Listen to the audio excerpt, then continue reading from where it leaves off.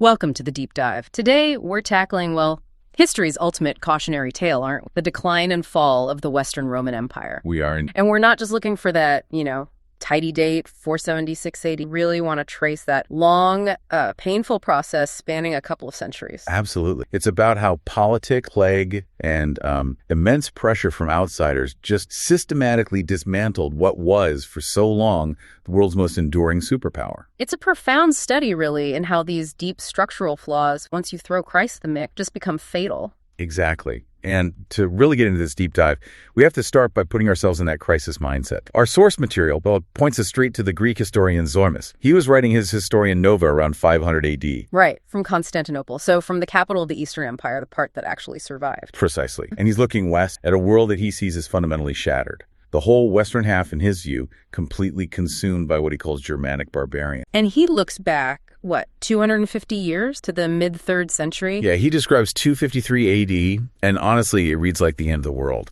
Just this unprecedented convergence of crises. He mentions the Goths, right?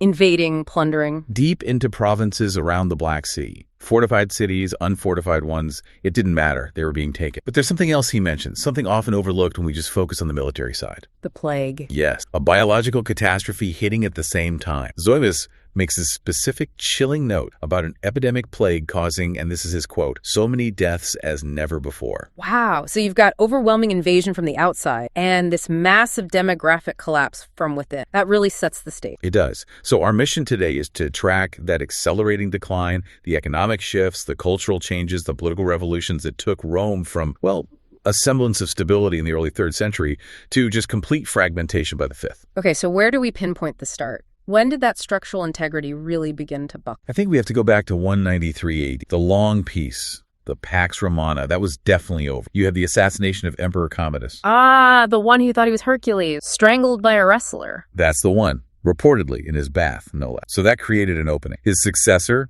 Pertinax, seemed like a decent choice. Tried to impose some discipline, cut waste. But he didn't last long? 3 months, killed by the Praetorian Guard. And that guard, you see, the elite troops right there in Rome, they become this ultimate internal threat. And this leads to that moment, the really shocking one. It is. It's the nugget of insight that just proves the system was already corrupt at its core. The guard didn't just kill Pertinax and pick a new guy. No, they put the throne up for auction. Exactly, for auction. To the highest bidder. The imperial position, the leadership of the known world, sold off like property. That's just staggering. Who won? A very wealthy senator, Dides Julianus. He offered an absolutely enormous sum to every single guardsman. He literally bought the title of Augustus. He did. And you can imagine the reaction across the province. Utter horror. Civil war broke out almost instantly. You had powerful generals like Pescennius Niger, Claudius Albinus, Septimius Severus, all marching on Rome. Julianus lasted maybe 10 weeks. Executed. So counting Pertinax and Julianus, that's 5 emperors a year. 5 emperors. Total chaos. Septimius Severus eventually came out on top,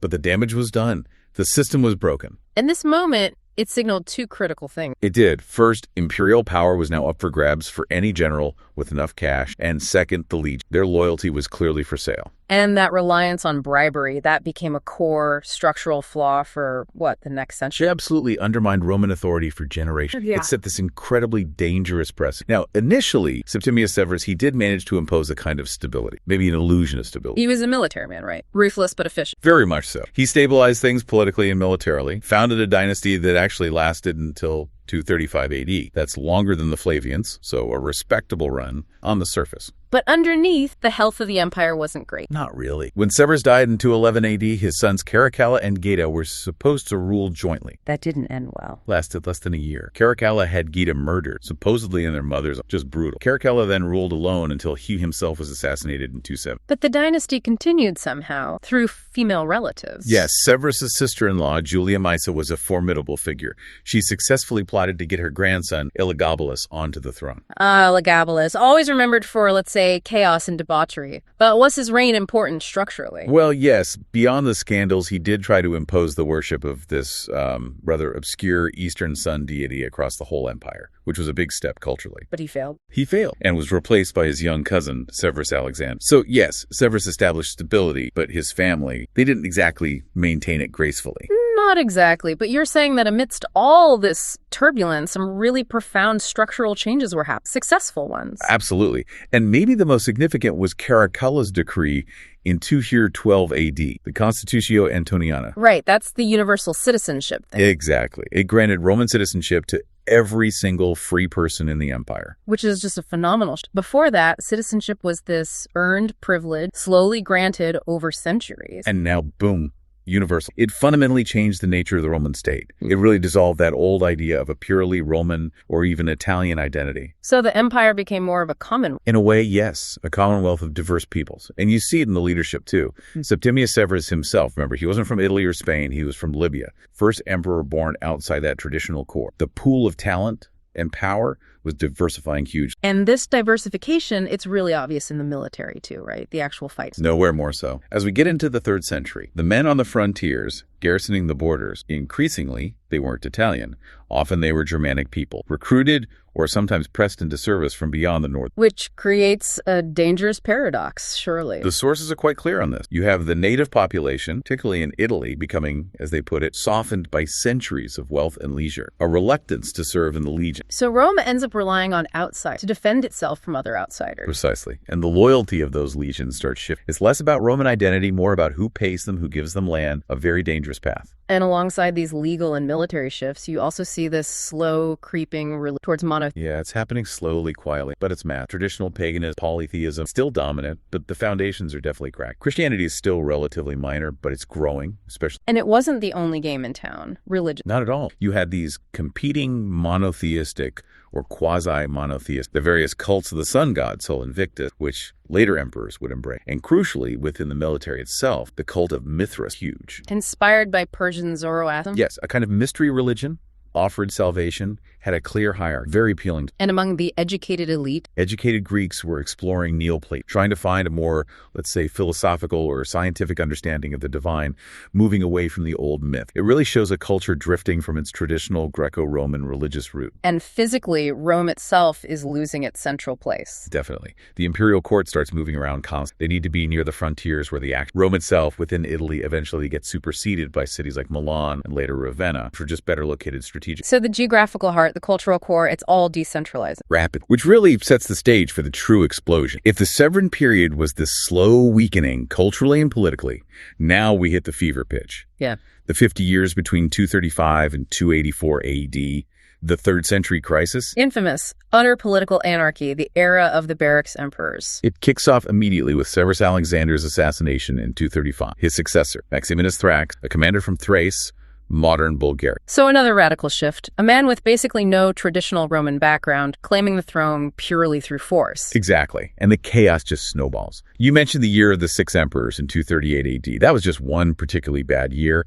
Over those 5 decades, you have something like 24 official emperors. Plus countless usurpers and wannabes. It wasn't just instability. It was basically non-stop civil war, funded by raiding the state treasury. And the engine of this chaos was the army itself. The Roman army, hundreds of thousands of armed professional soldiers, completely out of control. A commander gets proclaimed emperor by his troops. He needs instant, massive cash payouts to keep them loyal before his rivals can outbid him. Which leads directly to the next catastrophe, the money. The fiscal collapse. Yeah. Hyperinflation. Because where do you get all that silver to bribe the troops when the empire simply doesn't have enough pure metal? You cheat. You cheat.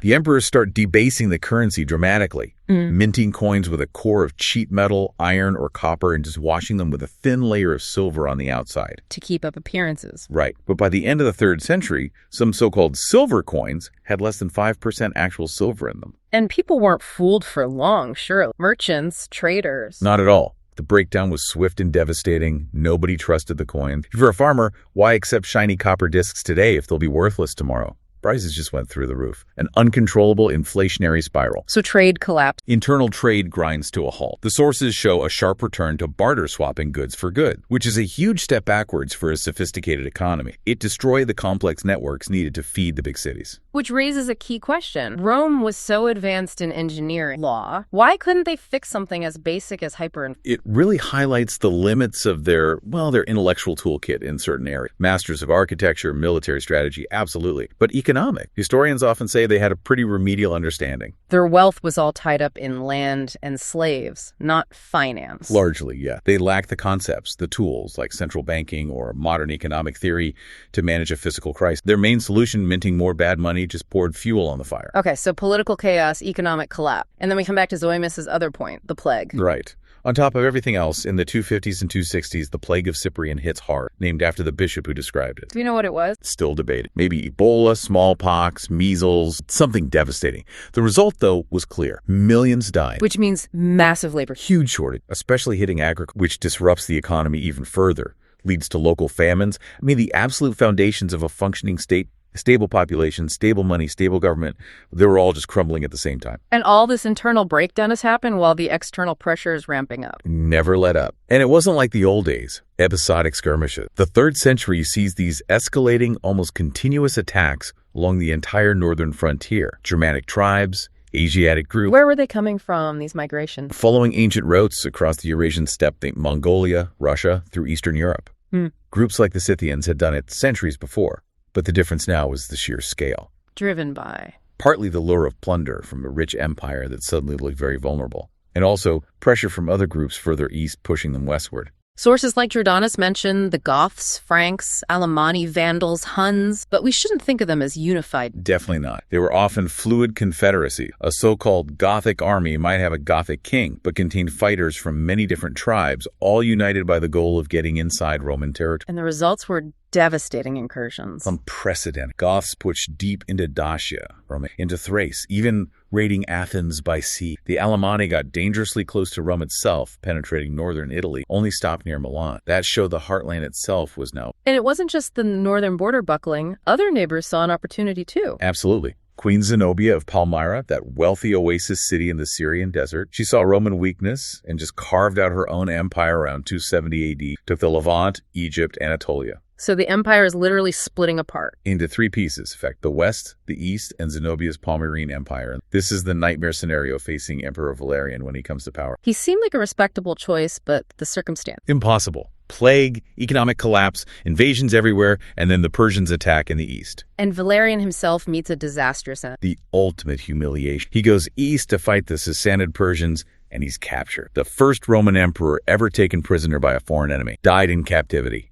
A massive symbolic blow. His son, Gallienus, inherits this total mess. Usurpers popping up everywhere, Gaul breaking away under its own Germanic origin Roman command. Yeah, Gallic Empire. It really looked like the whole thing was finished, irrecoverable. And yet, it wasn't. Somehow, it pulled back from the brink, thanks to some remarkable military leaders. A series of tough, effective emperors, often from the provinces, rise through the ranks. The first great restorer is Aurelian, takes the throne in 270. Only reigned 5 years, but what an impact. A whirlwind. He defeats Zenobia, crushes the Palmyrene Empire, he pushes back the Gallic Empire, reunites the whole thing. He even starts trying to reform the coinage, stabilize the finances. And he built the Aurelian walls around Rome.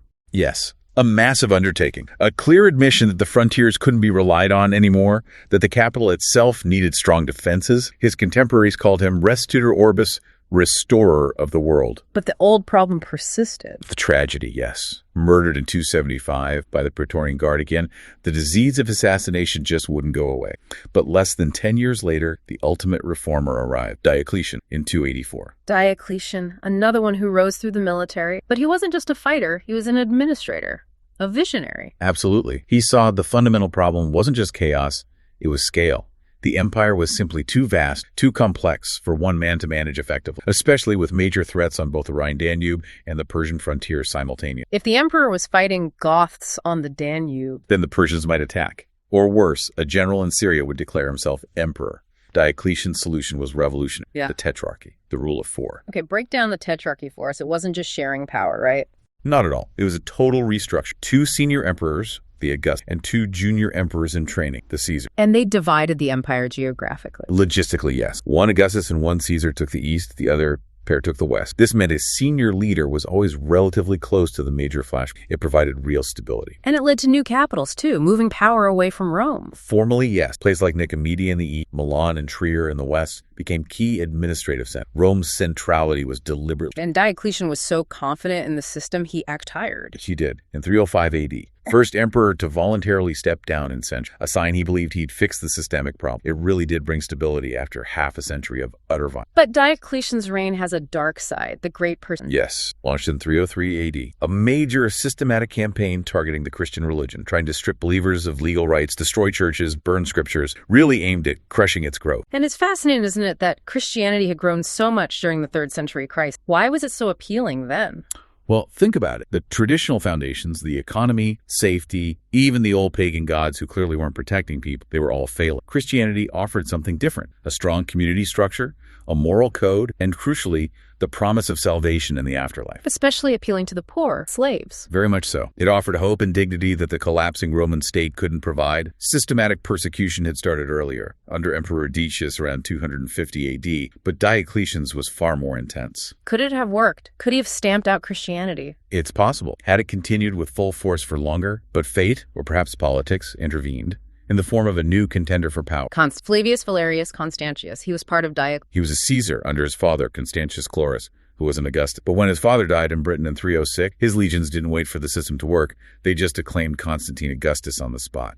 Which throws the whole Tetrarchy into chaos again. Instant. Leads to a new round of civil wars, though shorter this time. Constantine gradually defeats his rivals, leading to that famous showdown near Rome in 312 AD, the Battle of the Milvian Bridge against Maxentius. And this is where the story of the vision. Exact. Christian writers later claimed Constantine had a vision seeing a cross, or the Chi symbol in the sky, hearing a voice promising victory through the Christian God. In this sign, conquer. How much stock should we put in that? Genuine conversion or smart politics? That's the perennial debate. His mother, Helena, was a Christian, so it wasn't totally out of the blue. But Constantine was also incredibly pragmatic. Aligning himself with this rapidly growing, well-organized religion could have been a very shrewd move to unify a fractured empire under a single powerful deity. What do the sources lean toward? They're ambiguous, really. He certainly acted decisively after the Edict of Milan in 313 AD granted religious tolerance, formally ending the persecution. Christianity was now officially favored. But he kept some pagan symbols. For a while, yeah. Coins still depicted him with the sun god Sol Invictus, maybe hedging his bet, maybe a slow transition. What really matters is the effect. The state stopped killing Christians, started actively supporting them. And Constantine brought real stability, ruled for 31 years. Longest reign since Augustus, a period of incredible consolidation. And having won total control,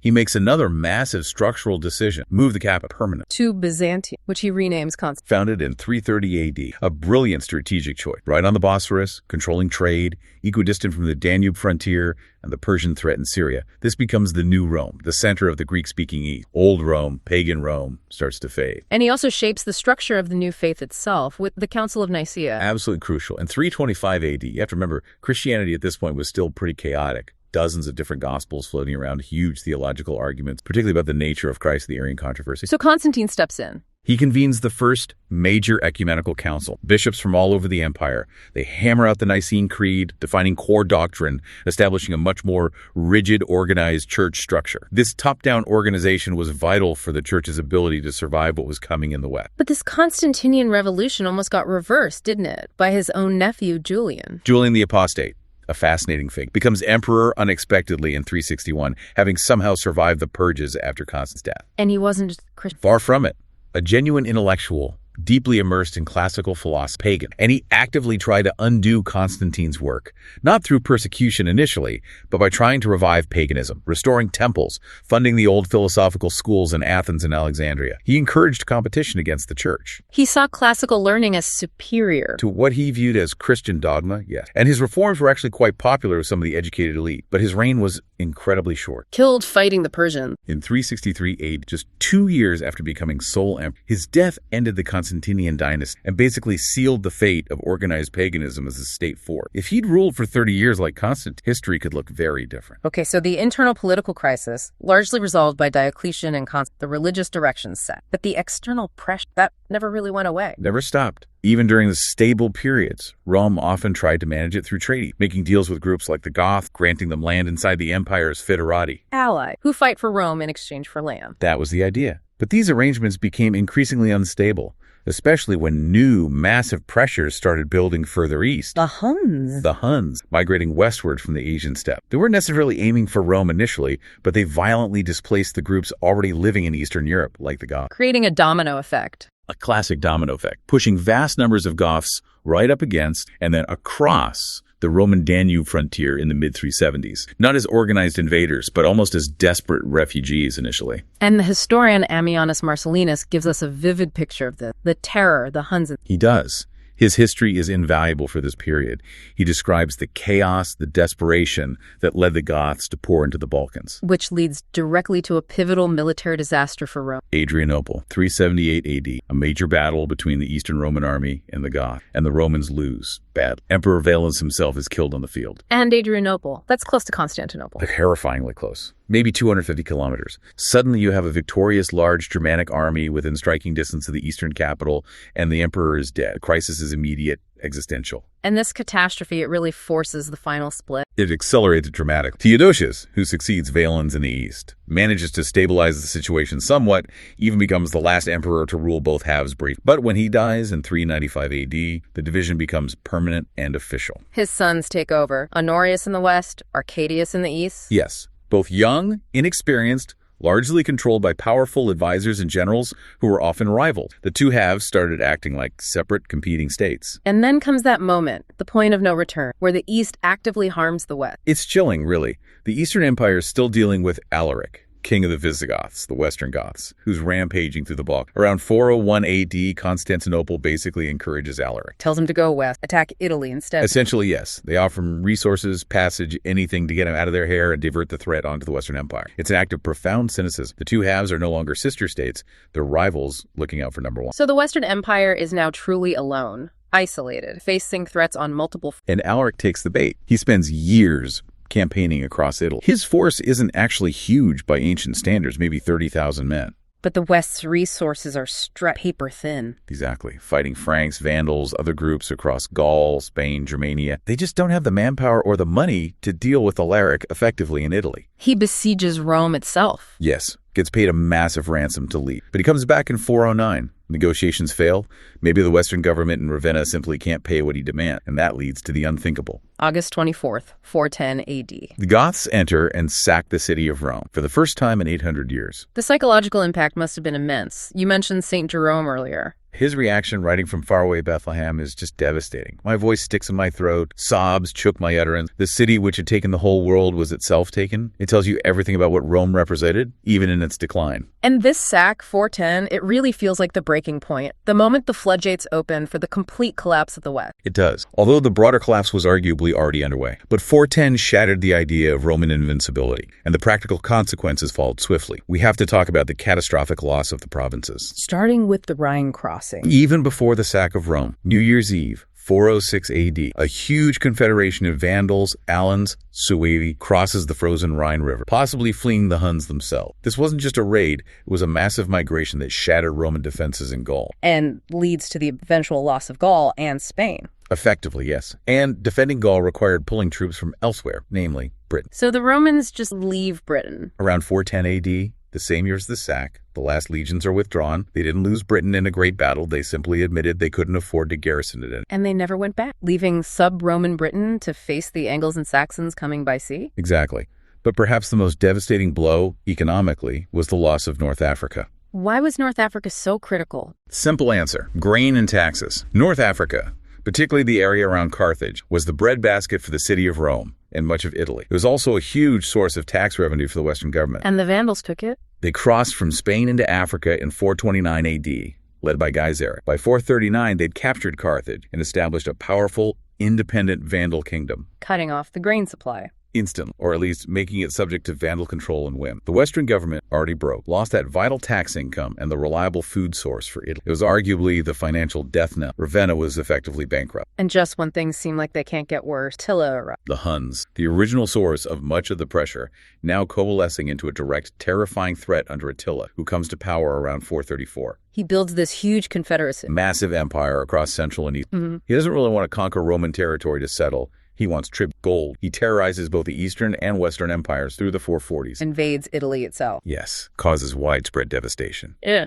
Italy was already suffering famine, Attila's invasion might have finished the West off entirely, but then unexpectedly, he dies in 453 AD. His empire fragments almost immediately. A temporary reprieve, but Rome itself is just completely vulnerable now. Utterly. Which leads to the second sack of Rome in 455 AD, this time by the Vandals. Sailing from their base in North Africa. Yes, and this sack was arguably even more destructive than Alaric. It's why the Vandals' name became, synonym for mindless destruction. So after 455, what's actually left of the Western Empire? Not much. Italy itself and maybe some fragments of Gaul. But even those areas are increasingly dominated by Germanic groups who are carving out permanent kingdoms. Yeah. Visigoths in southern Gaul and Spain, Franks moving into northern Gaul, Burgundians, Suebi. The political reality is fragmentation. Total fragmentation, which leads quite quickly to the final act, 476 AD. Odoacer. He's the leader of the Germanic mercenary troops who formed the bulk of what passed for the Roman army in Italy. He demands land for his men, the government refuses, so he just deposes the emperor. The last Western Roman emperor, the boy, Romulus Augustus, little Augustus. Poetically named, isn't he? Odoacer doesn't even bother setting up a new puppet emperor. He bundles up the Western imperial regalia, the robes, the diadem, sends them back to the emperor in Constantinople. Basically saying, we don't need one of these anymore. Exactly. And declares himself king of Italy. And just like that, with barely a whimper, the Western Roman Empire ceases to exist as a political entity. So let's step back. Beyond the politics, the emperors, the battles, what did this collapse mean for ordinary people living through it? The sources point to a massive change in just daily life. Absolutely. Maybe the most significant non-political change was the collapse of urban life. You have to remember, the Roman world at its peak was incredibly urbanized. Maybe 1 in 4 people in places like Italy, Egypt, Asia Minor lived in cities. And that depended on complex trade, large-scale commerce, the system that moved food, especially grain from Egypt and North Africa, to feed these huge urban populations, people who weren't farming themselves. It relied on Roman peace, Roman roads, Roman currency, Roman administration. All of which disappeared in the West. Completely. The trade networks disintegrated, the currency failed, the administration collapsed, food stopped reaching the cities, aqueducts fell into disrepair, public buildings, theaters, baths, they were abandoned, sometimes used as quarries for stone. So people fled the cities. They had to. They fled to the countryside, trying to find land to farm just to survive, a reversion to subsistence living. And the societal impact of losing those urban centers. Profound and abrupt. Cities were centers of learning, administration, culture. Without them, without the imperial school system they supported, literacy levels plummeted across the West. Libraries abandoned, documents lost. Huge amounts of classical literature and knowledge just vanished in the West for centuries. This decline in learning, in urban sophistication, in basic it's why historians traditionally called the following couple of centuries the Dark Ages in Western Europe. A real measurable decline from classical standards. But new institutions rose from the ash. The Western Church, it steps into the vacuum. With no Western emperor after 476, the Bishop of Rome, the Pope, starts taking on a much more significant role, not just religious, but political and administrative too, providing a sense of continuity, of authority. And they faced a major challenge, didn't they? Many of these new Germanic rulers weren't pagan, but they weren't Catholic either. Right.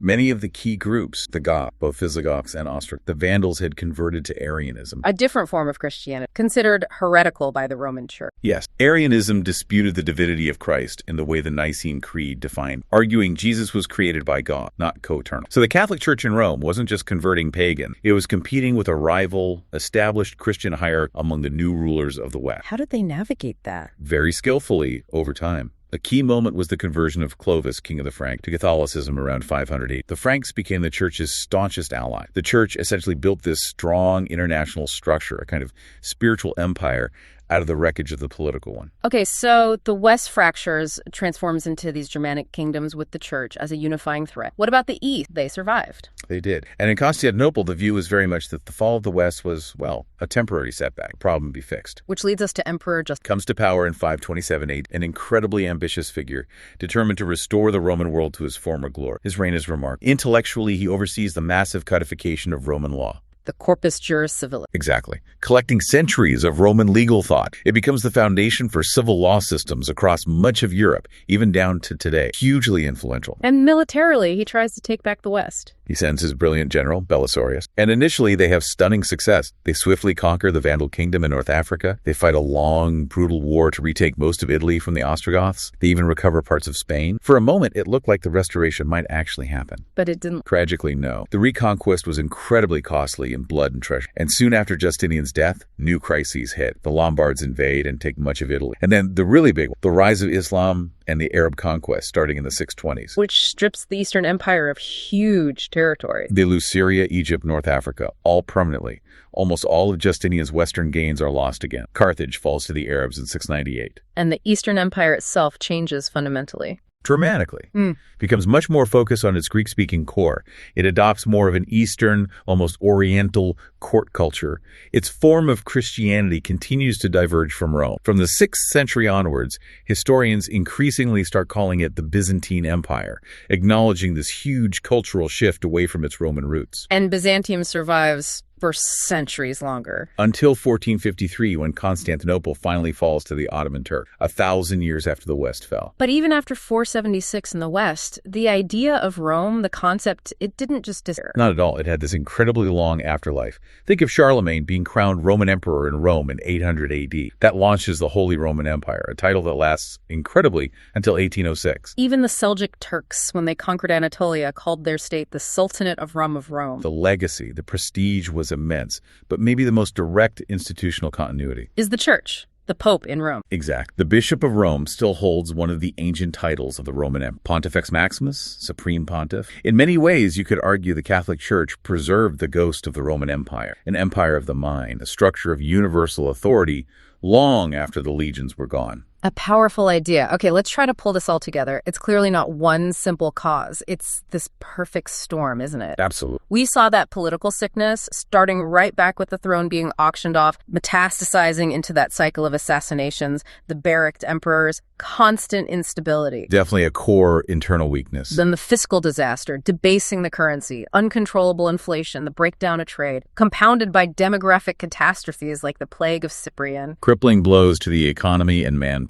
And all happening against this backdrop of deep cultural shifts away from Italian dominance, the rise of universal citizenship, the slow shift to Christianity, the decentering of Rome itself. All crucial context. But if you synthesize the sources, especially those writing closer to the time, while they acknowledge all those internal problems, the factor they consistently emphasize as the primary reason for the final collapse. The invasion. It's the external pressure, the relentless invasion and settlement of the northern borders, the conquest of the provinces by these outside groups, Goths, Vandals, Franks, Huns, and others. These invasions didn't necessarily cause all the underlying cracks, but they applied the unbearable pressure that finally broke the system at its weakest point, the overstretched military, the fragile economy, the logistics of supply. So the internal weaknesses made the empire vulnerable, but it was the external pressure that delivered the killing blow to the West. That seems to be the consensus in much of the source material. Okay, here's a final thought. Something maybe Ammianus Marcellinus might have. Despite everything we've discussed, this catastrophic decline, political collapse, societal regression in the West, the empire, even in its final couple of centuries, still producing incredible minds. That's true. You have Galen in medicine, whose influence lasted centuries. Cassius Dio, Ammianus himself writing detailed critical history. Hypatia in Alexandria, a leading mathematician and philosopher. So the question for you, the listener, to ponder is this. Was that late cultural and intellectual fluorescence a sign of some deep underlying societal strength, fighting valiantly against the political decay? Or was it more like the final brilliant flicker of a flame just before the lights truly went out in the West? Something to think about.